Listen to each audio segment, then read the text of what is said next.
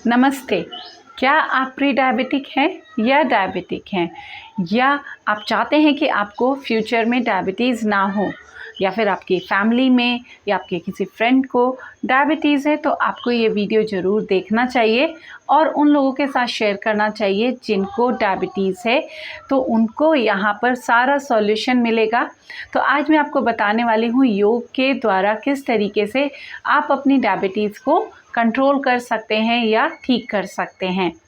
तो सबसे पहले मैं आपको बताने वाली हूँ आसन, कौन कौन से आसन आपको अपने योग अभ्यास में ज़रूर शामिल करने चाहिए। तो यहाँ पर जो हमारा सबसे पहला आसन होगा वो होगा अर्ध मत्स्येंद्र आसन। अर्ध मत्स्येंद्र आसन के लिए आपको इस पोजीशन में आना है, लेग्स को। अगर आपके घुटनों में दर्द है तो आप क्या कर सकते हैं, इस लेग को सीधा भी रख सकते हैं इस तरीके से, ठीक है। और अगर आप फोल्ड कर सकते हैं तो दोनों लेग्स को इस तरीके से फोल्ड करें। नाउ यहाँ पर आपको अपोजिट आर्म यानी कि लेफ़्ट लेग है तो राइट आर्म को ऊपर लेकर आएंगे इस तरीके से एंड क्रॉस करते हुए होल्ड करना है।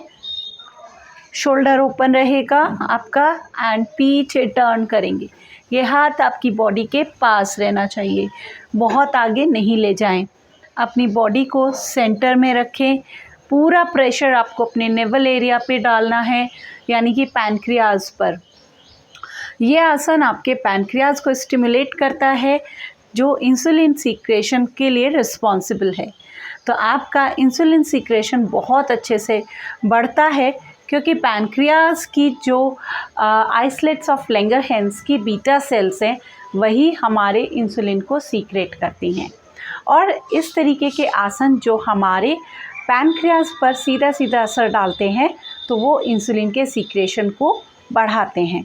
तो आप और यहाँ पर पूरा प्रेशर आपके नेवल एरिया पर होना चाहिए। चिन आपका पीछे शोल्डर के ऊपर रहेगा। नाउ अर्ध मत्स्येंद्र आसन को होल्ड करें। कम से कम 1 मिनट आप बने रहें इसी पोजीशन में। दोनों तरफ 1-1 मिनट कम से कम आप होल्ड करेंगे। नेक्स्ट प्रैक्टिस भी यहीं पर है, इसी आसन में रहना है। यहाँ पर हम प्रैक्टिस करने वाले हैं, ये है हमारा गौमुख आसन। गौमुख आसन हमारे पैनक्रियाज को एक्टिव रखता है और इंसुलिन के सीक्रेशन को बढ़ाता है। इसके साथ साथ आपके लंग्स, आपकी ब्रीदिंग को भी इम्प्रूव करता है। यहाँ पर ध्यान दें कि जो लेग आपका ऊपर है वही आर्म आपका ऊपर से जाएगा और जो नीचे है वो नीचे की तरफ से जाएगा। ऐसे आपको आर्म्स की पोजीशन रखनी है और पीछे जाएंगे एंड अपने दोनों फिंगर्स को लॉक करेंगे। इस तरीके से आपको बिल्कुल सीधा रहना है, फेस सामने रखना है, सामने देखते हुए। तो ये भी, और ध्यान पूरा नेवल एरिया पर आपके डाइजेशन को स्ट्रॉन्ग करता है। होल्ड करें कुछ देर यहाँ पर गौमुख आसन में। तो इस तरीके से गौमुख आसन भी आपके पैनक्रियाज को एक्टिव करेगा। नाउ नेक्स्ट आसन है पश्चिम उत्तानासन। पश्चिम उत्तानासन का जो वर्णन है ग्रंथों में बहुत ही बड़े स्थान पे किया गया है। हठ प्रदीपिका के अनुसार जो 4 मुख्य आसन हैं उनमें से एक है हमारा पश्चिम उत्तानासन। तो पश्चिम उत्तानासन बहुत ही अच्छे से हमारे अधिकतर रोगों को ठीक करने के लिए सक्षम है।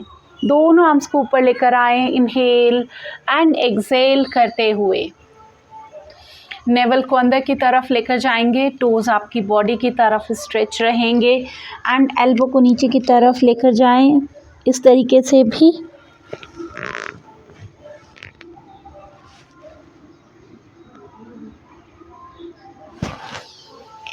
होल्ड करें जितना समय आप कर सकते हैं। अगर आपकी फ्लेक्सिबिलिटी बहुत अच्छी नहीं है तब भी आप इतना कोशिश करें इतना होल्ड करने की। फेस इस तरीके से रहेगा सामने की तरफ, नेवल अंदर की तरफ रहेगी। इस तरीके से भी आप बिगनर लेवल पे होल्ड कर सकते हैं पश्चिम उत्तानासन को। ध्यान रखें, पूरा ध्यान नेवल पर ही रहना चाहिए, ठीक है। नाउ नेक्स्ट आसन जो यहाँ पर मैं आपको बताने वाली हूँ वो है आपका वज्र आसन। वज्र आसन अपने आप में ही हमारे पैनक्रियास को बहुत ही अच्छे तरीके से एक्टिव करता है या स्टिमुलेट करता है जो है इंसुलिन के सीक्रेशन के लिए। तो आप यहाँ पर क्या होता है, यहाँ पे हमारा लॉक हो गया पूरा ब्लड सर्कुलेशन एंड पूरा ब्लड फ्लो जो है हमारे जो पैनक्रियास है, डाइजेशन है, उसकी तरफ मूव करता है। तो वज्र आसन में आप होल्ड करें 2 मिनट 4 मिनट, जितना लंबे समय तक आप बैठ सकते हैं उतनी देर बैठने की प्रैक्टिस करें वज्र आसन में। नाउ यहीं पर वज्र आसन में रहते हुए नेक्स्ट आसन है मंडूकासन। मंडूकासन के लिए आपको क्या करना है, मुट्ठी को बनाएं, फिस्ट बनाएं। हाँ, मुट्ठी बनाते हुए अंगूठा हमेशा अंदर की तरफ रहेगा इस तरीके से। ये जो आपके नकल्स हैं यानी कि जो मिडिल फिंगर है, इसके नकल को अपने नेवल के साइड में रखें, ठीक है। एंड इनहेल और एक्सेल करते हुए फॉरवर्ड बेंडिंग, जितना नीचे जा सकते हैं। सांस बाहर छोड़ते हुए नेवल को प्रेस करना है एंड होल्ड करें। ध्यान रहे आगे झुकने के लिए अपनी बटक्स को ऊपर नहीं उठाएंगे। बटक्स को नीचे रखते हुए ही जितनी फॉरवर्ड बेंडिंग कर सकते हैं उतना करें। होल्ड करें 1 मिनट 2 मिनट, जितना समय आप रुक सकते हैं उतनी देर रुकने की कोशिश करें।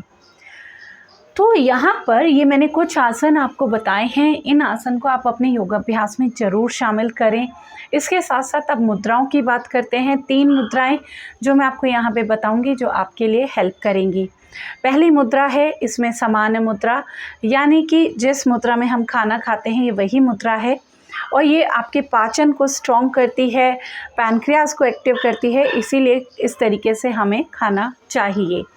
तो यहाँ पे क्या करना है, सभी फिंगर्स के टिप को मिला के रखना है अंगूठे की टिप से, इस तरीके से। तो ये है सामान्य मुद्रा। 10 मिनट 15 मिनट इस मुद्रा को प्रैक्टिस करें। नेक्स्ट मुद्रा है प्राण मुद्रा। प्राण मुद्रा में आपको लास्ट की 2 फिंगर्स यानी कि रिंग एंड लिटिल फिंगर, इन दोनों को मिलाना है थंब के टिप से। ये आपके शरीर में ऑक्सीजन के लेवल को बढ़ाएगी और जब ऑक्सीजन का लेवल बढ़ता है तो हमारा डाइजेशन भी स्ट्रॉन्ग होता है। तो ये आप प्राण मुद्रा को भी प्रैक्टिस कर सकते हैं। थर्ड मुद्रा है पृथ्वी मुद्रा। पृथ्वी मुद्रा में रिंग फिंगर की टिप और थंब की टिप को मिला लेना है। तो ये भी आपके पाचन को स्ट्रॉन्ग करती है। तो ये 3 मुद्राएं हैं, इन तीनों मुद्राओं में से किसी भी मुद्रा को आप प्रैक्टिस करें। अब बारी आती है प्राणायाम की। प्राणायाम या क्रिया, तो यहाँ पर सबसे अच्छा जो क्रिया है वो है अग्निसार क्रिया। अग्निसार क्रिया हमारे मेटाबॉलिज्म को बूस्ट करती है, या कहें तो पैनक्रियाज को, जो पैनक्रियाज का फंक्शन है उसको इम्प्रूव करती है। तो अग्निसार का प्रैक्टिस आप ज़रूर करें और स्पेशली जो ये चतुर्मास है यानी कि रेनी सीज़न है, इन दिनों में हमारा जो मेटाबॉलिज्म है सबसे स्लो होता है, यानी डाइजेशन सबसे मंद होता है, जठराग्नि मंद होती है। तो कहें तो पैनक्रियाज का फंक्शन बहुत ही स्लो होता है। तो इस क्रिया के द्वारा आप अपने पैनक्रियाज के फंक्शन को बढ़ा सकते हैं। कैसे करना है एक बार देखते हैं। सांस लेना है, सांस छोड़ते हुए पूरा एक्सहेल करना है एंड अपने नेवल को अंदर ले जाएं। जितना अंदर ले जा सकते हैं उतना अंदर की तरफ लेकर जाएंगे और बिना सांस लिए सांस को बाहर ही रखेंगे और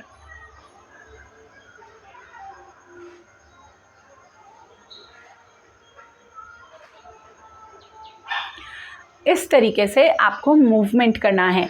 अग्निसार क्रिया आप कम से कम 3 बार ज़रूर करें। शुरू में कम स्ट्रोक्स लगेंगे, लेकिन जैसे जैसे आप प्रैक्टिस करते जाएंगे तो आपके स्ट्रोक्स भी बढ़ते चले जाएंगे। अब बारी आती है आपको अपने खान पान में क्या बदलाव करना है, क्योंकि योग अभ्यास के साथ साथ अगर आप अपने डाइट में, अपने रूटीन में चेंजेस नहीं करेंगे तो आपको 100% रिज़ल्ट नहीं मिलेगा। तो यहाँ पर आपको क्या करना है, सबसे ज़रूरी है अपने आप को फिज़िकल एक्टिव रखें। जितना ज़्यादा आप सेडेंटरी लाइफस्टाइल, जितना कम मूवमेंट करेंगे उतना आपके डायबिटीज़ के चांसेस बढ़ सकते हैं।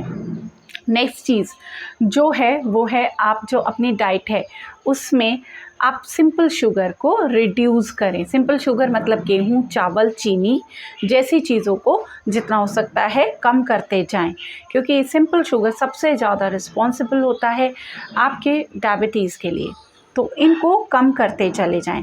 बढ़ाना क्या है? कॉम्प्लेक्स कार्बोहाइड्रेट, यानी कि जैसे मोटा अनाज यानी कि मिलेट्स, आपके न्यूट्रल मिलेट्स हो सकते हैं, आपके पॉजिटिव मिलेट्स हो सकते हैं, जैसे सामक, कोदरा, कंगनी, हरी कंगनी, कुटकी, ये सब पॉजिटिव मिलेट्स हैं। एंड न्यूट्रल मिलेट्स जैसे जौ, ज्वार, बाजरा, रागी, चौलाई, ये सब न्यूट्रल मिलेट्स हैं। तो इन मिलेट्स को बढ़ाते चले जाएं, यानी कॉम्प्लेक्स कार्बोहाइड्रेट को एंड सिंपल शुगर को रिड्यूस करते चले जाएं। इसके साथ साथ रिच फाइबर डाइट अपने खान पान में ऐड करें, यानी कि जितना हो सकता है अपने फ्रूट, सैलड्स, नट्स, सीड्स इनको ऐड करें। जितना ज़्यादा डिपेंड आप रोटी या चावल पे रहोगे उतने आपका जो डायबिटीज़ है उसको क्योर होने के चांसेस कम होंगे। तो आपकी जो है मैक्सिमम क्या लेना है, आपको कम से कम 50% आपको रॉ फूड लेना है, यानी कि फ्रूट्स लें, खूब सैलड लें, नट्स और सीड्स, इस तरीके की चीज़ें, रिच फाइबर रिच चीज़ें लें। साथ साथ में जिन चीज़ों का ग्लाइसेमिक इंडेक्स हाई है उनको, वो सभी जो मैंने बताया है उन चीज़ों में ग्लाइसेमिक इंडेक्स भी हाई होता है, तो उन चीज़ों को अवॉइड करें। एंड साथ साथ में ग्लूटेन फ्री चीज़ें लें जिनमें ग्लूटेन नहीं है, क्योंकि ग्लूटेन क्या करता है, आपके पैनक्रियाज को डैमेज करता है। यानी कि अगर आपका बहुत ज़्यादा आप ग्लूटेन वाली चीज़ें लेंगे तो आपका पैनक्रियाज डैमेज होगा एंड इंसुलिन का सिक्रेशन प्रॉपर नहीं हो पाएगा। तो ग्लूटेन में जैसे कि गेहूँ, तो जितना आप हो सकता है उतना गेहूँ को कम करें। एंड आप देखेंगे साथ साथ में खूब अच्छा एक्सरसाइज करें, वॉक करें एंड स्ट्रेस फ्री रहें। तो ये एक हमने आज कुछ चीज़ें बताने कोशिश की है, और डिटेल में नेक्स्ट एपिसोड में आपको पूरा और डिटेल में बताएंगे डायबिटीज़ में और क्या क्या आप कर सकते हैं। तो और इन्फॉर्मेशन के लिए जुड़े रहें हमारे चैनल से, और आप इसको सब्सक्राइब करें और शेयर करें। धन्यवाद।